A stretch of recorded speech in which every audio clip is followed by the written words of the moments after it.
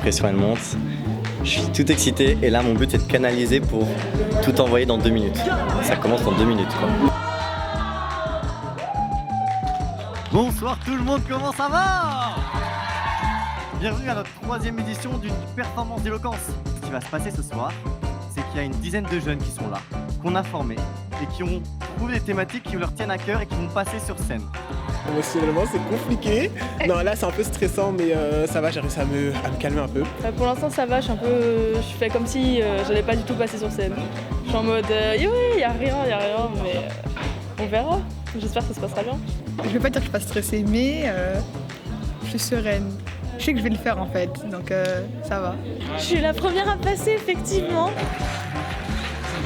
En fait, quand on m'a dit concours d'éloquence, moi j'avais déjà dans ma tête l'idée de la personne qui fait vibrer le public. Et genre, je me suis dit, Nagat, tu vas faire pareil. Tu vas faire pareil et tout. Et au début, c'était plutôt drôle, hein, les ateliers, c'était un peu enfantin et tout. Et quand je me suis rendu compte qu'il y a un texte à préparer, que des vacances d'été, je vais devoir penser à ça derrière et tout, j'étais en mode, ah non, j'ai un peu regretté et tout. Mais maintenant, que c'est concret et que je vais passer et que j'ai mon texte qui me plaît, je sais comment ça va rendre et tout, là, je suis contente. Contente de ces écrans, de ces services. J'avais envie de me sentir écouté sur un sujet que j'aurais pas forcément défendu en temps normal. Juste le fait devant, par exemple, là, du coup, 124 personnes, d'être entendu sur ce sujet que j'ai choisi. J'ai voulu vaincre mes peurs, mon stress, parce que je sais que je suis énormément stressée quand je parle aux gens. Du coup, je me suis dit que ça pourrait beaucoup m'aider pour ma confiance en moi et pour m'exprimer à l'oral. Du coup, c'est pour ça que j'ai fait cette expérience. J'aime beaucoup m'exprimer, la scène, ça me fait pas trop peur. Et après, le challenge, c'est quand même de monter sur scène, de parler au public, à un public. Et en fait, je fais vraiment... Cette expérience, je la vis vraiment pour moi. Pour le coup, j'étais même pas au courant qu'il y avait des jurys. Je me disais, participer à ça, c'est une manière d'améliorer ma confiance en soi, d'améliorer mon vocabulaire. Je ne sais pas vraiment communiquer facilement, quoi. Je me suis dit, c'est un challenge, vaudrait mieux que je le fasse, peut-être ça peut m'aider dans ma vie ou je sais pas.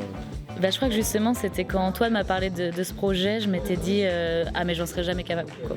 Et 2 semaines plus tard, je suis revenue vers lui en lui disant écoute, en fait, je me lance. Et je crois que c'était ce truc-là de me dire j'en suis pas capable. Et je me suis dit ok, si tu t'en sens pas capable aujourd'hui, il faut justement que ce soit maintenant que tu le traverses. Comme ça, plus tard, en fait, tu auras la possibilité de le refaire et ce sera ok. C'est quoi la différence? Pas la différence qu'on vous a apprise, mais celle qui existe. À vrai dire, est-ce qu'elle existe même? Ce qui est différent pour moi ne l'est pas forcément pour quelqu'un d'autre. C'est palpitant quand même. Challengeante, Impressionnant.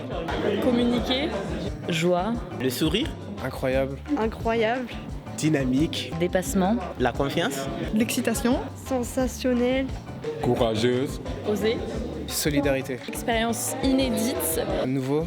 inoubliable. et fierté aussi. fière de moi. Il y en a qui sont à l'aise à s'exprimer, mais par exemple pour écrire ça va être plus compliqué. Et on est tous pareils et l'important c'est finalement de trouver une certaine aisance pour travailler ses lacunes et puis perfectionner ses qualités. Il y a déjà une 4e édition qui est en train d'être préparée pour mai 2022.